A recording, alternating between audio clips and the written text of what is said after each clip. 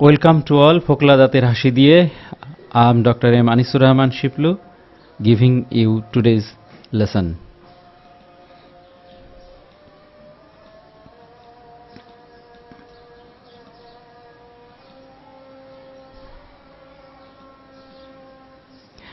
SSC English first paper model question 13 akare unit 2 greatest scientific achievement এবং lesson 3 scientific breakthroughs আর scientific breakthroughs মানে Discovery আবিষ্কার বড় বড় আবিষ্কারগুলো আমরা আজকে পড়ব.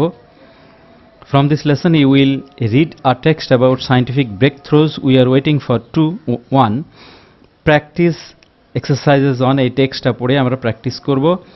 Question number 1A multiple choice, question number 1B answering questions, important question গুলো. Feeling টেবিলটা আসে না, আমরা এটা আলোচনা করব না. ফ্লো চার্ট এটা আমরা আলোচনা করব, তারপরে সামারি.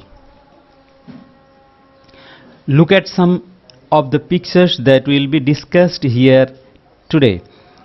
পিকচার দেখছো, ইনি হচ্ছেন লিওনার্দ অ্যাডেলম্যান, ইনভেন্টর অফ ডিএনএ. আর এটা হচ্ছে ডিএনএ. ডিএনএ কি জিনিস এখানে একটু দিয়ে দিয়েছি. ডিএনএর পুরো মিনিংটা ডিঅক্সিরিবোনিউক্লেইক অ্যাসিড. আর এটা কি জিনিস আর একটু বর্ণনা করছে, এটা প্রয়োজন নেই তোমাদের, তারপরে একটু দেখে নিতে পারো. ওকে, let's start. Unit 2 greatest scientific achievement and lesson 3 scientific breakthroughs. We are waiting for 2. We are waiting for 1. Read the following passage and answer the questions that follow. DNA computer. Imagine having an iPod capable of holding thousands of years of high definition video. তার মানে imagine করো যে তোমার একটা iPod আছে যেটা সমর্থ, capable মানে এইবল, সমর্থ, হোল্ডিং ধারণ করতে thousands of years of high definition video, যেটা আমরা হাই ডেফিনেশন উচ্চ ক্লারিফিকেশনের উচ্চ শ্রেণীর, বা আমরা এইচডি বলি সংক্ষেপে. এইচডি একটা ক্যাপেবল, এটা hundreds of years, thousands of years, তার মানে হাজার হাজার বছরের ভিডিও ধারণ করতে সক্ষম. A DNA computer would make such a device very possible. তার মানে এই ডিএনএ কম্পিউটার সেটা সম্ভব করতে পারে, এর একটা ডিভাইস, যন্ত্র, যেটা ভেরি পসিবল, তাহলে এটা সম্ভব করতে পারে. DNA is the substance that living organism use to store genetic information. তার মানে ডিএনএ হচ্ছে একটা সাবস্টেন্স, একটা বস্তু, যেটা লিভিং অর্গানিজম বা জীবিত জীবের use to store genetic information, জীবিত জীবের জেনেটিক বংশগত তথ্যাদি স্টোর করতে পারে, তার মানে সংরক্ষণ করতে পারে. এখানে যদি বলে হোয়াট ইজ ডিএনএ, আমরা অ্যান্সার দেব DNA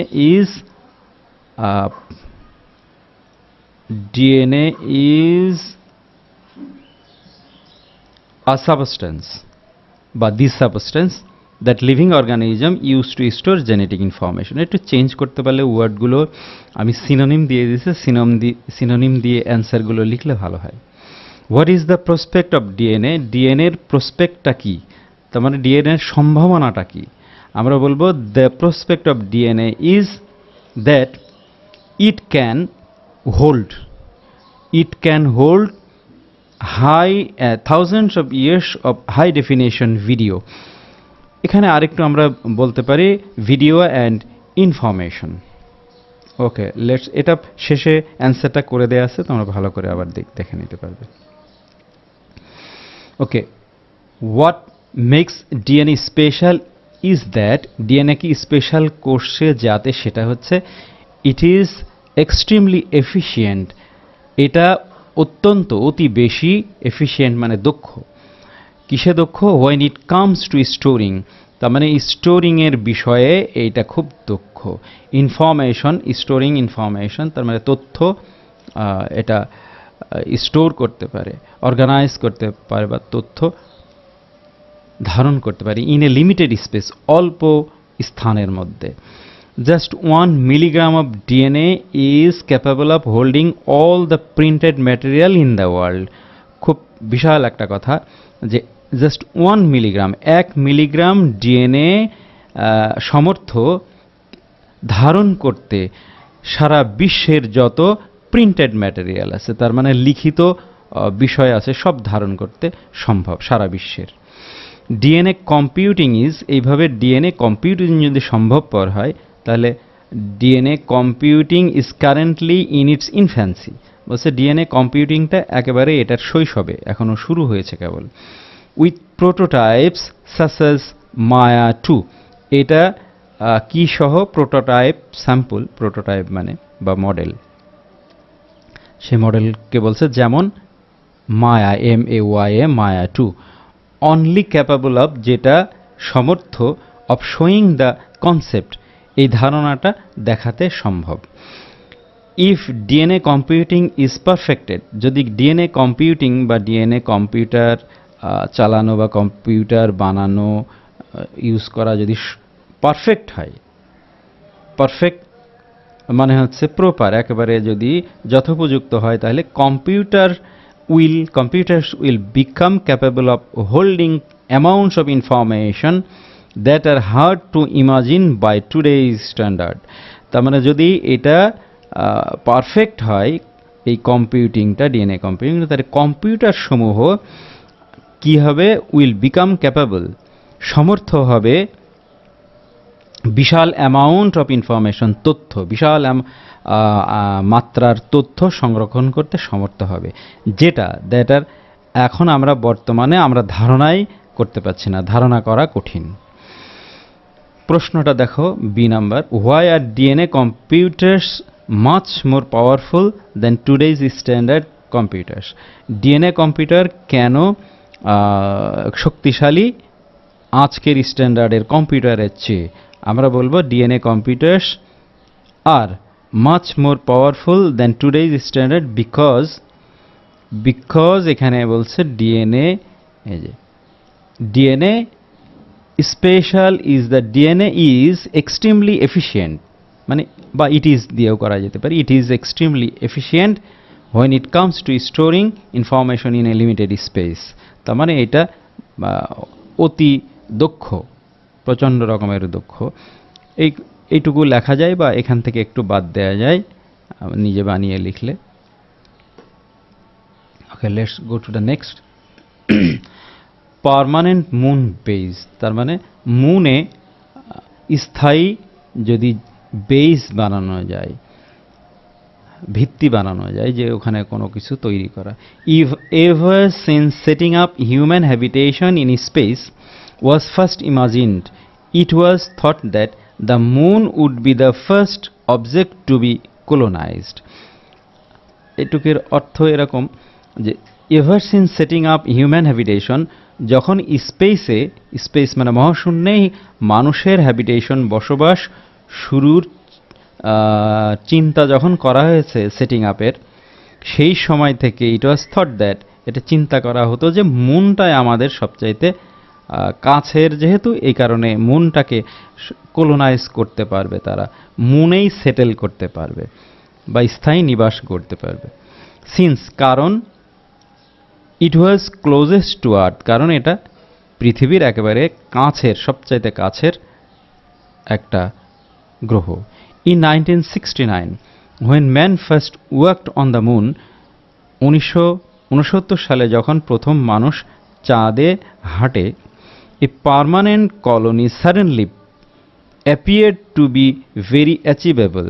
একটা পার্মানেন্ট কলোনি বানানোর চিন্তা বা সেটেলমেন্ট বানানো, স্থায়ী জায়গা বানানোর চিন্তা তখন মানুষের মনে চলে আসে যে এটা অ্যাচিভেবল, এটা সম্ভবপর।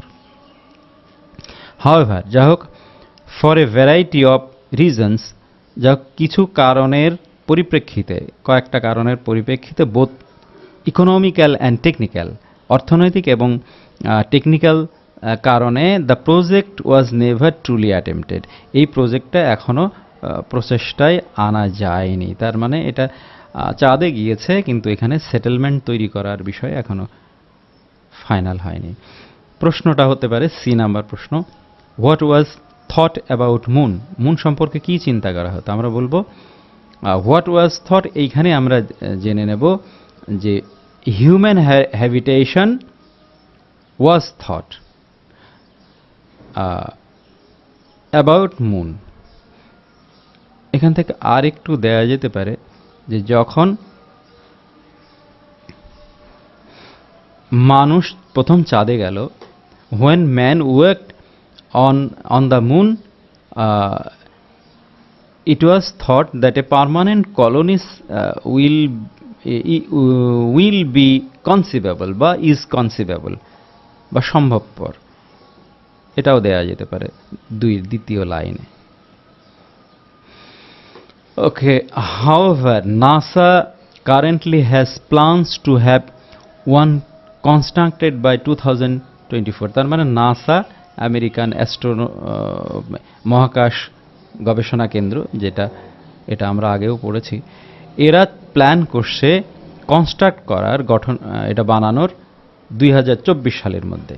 দ্য ইউরোপিয়ান স্পেস এজেন্সি যেটা হচ্ছে ইএসএ বলা হয়, অলসো হ্যাজ প্ল্যানস, এদেরও একটা প্ল্যান আছে, এটা চাঁদে কনস্ট্রাক্ট করতেছে moon base by 2025।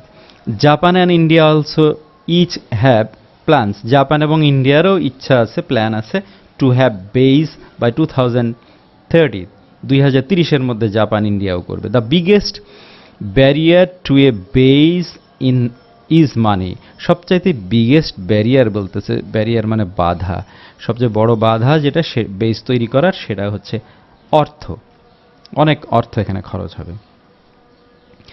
Many people within NASA, নাসার মধ্যে অনেক মানুষ, ইনক্লুডিং বাজ অল্ড্রিন সহ, have criticise the building of a moon base, তারা এই মুন বেস বানানোর জন্যে এটাকে ক্রিটিসাইজ করে সমালোচনা করেছেন, সেইং দ্যাট, এটা বলে যে নাসার উচিত put more focus on different issues like clean energy, নাসার উচিত অন্য কেন্দ্রে ফোকাস করা উচিত, অন্য কেন্দ্রে দৃষ্টি নিবদ্ধ করা উচিত ভিন্ন বিষয়ে, যেমন clean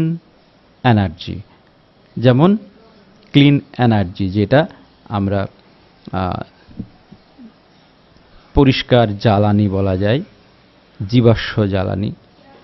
what is the plan of NASA, নাসার প্ল্যানটা কি? আমরা বলবো the plan of NASA is to construct, to দিয়ে করা যায়, to construct moon base by 2024। এভাবে যদি অন্য কোনো দেশের প্ল্যান বলে সেটাও দেওয়া যাবে।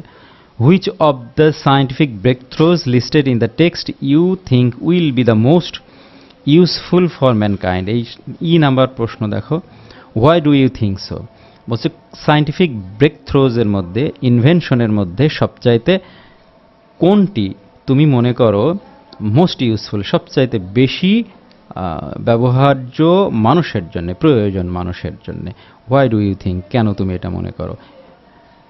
এটা যেটা বলবে তার মনের থেকে আসলেই ভালো হয়, তার মানে এটা বলতে আই থিঙ্ক দিয়েও করা যায় প্রশ্নটা। I think the most useful breakthroughs listed in the text for mankind, useful for mankind listed in the text is দিয়ে বলা যায় যে এই সায়েন্টিফিক ব্রেকথ্রোজের মধ্যে সবচাইতে বেশি মানুষের জন্য ইউজফুল সেটা হচ্ছে ক্লিন এনার্জির কথাটা এখানে এসছে, আমরা ক্লিন এনার্জি বলতে পারি।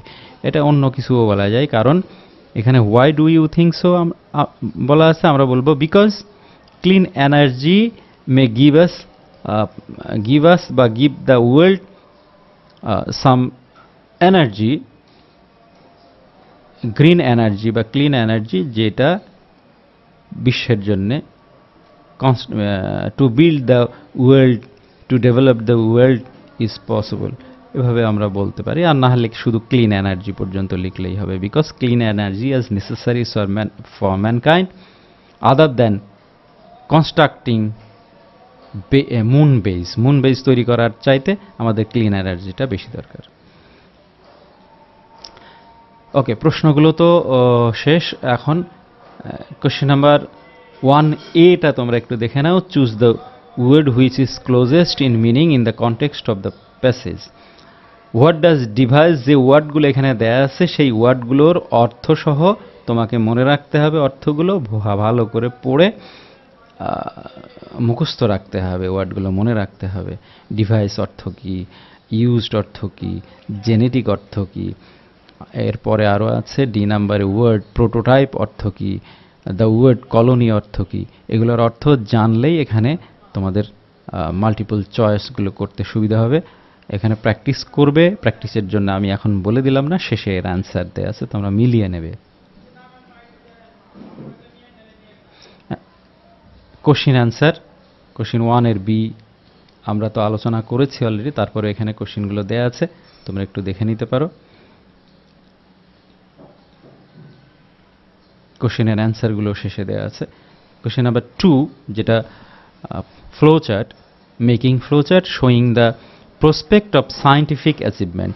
সায়েন্টিফিক অ্যাচিভমেন্টের প্রসপেক্টটা কি? প্রসপেক্ট মানে হচ্ছে সম্ভাবনা।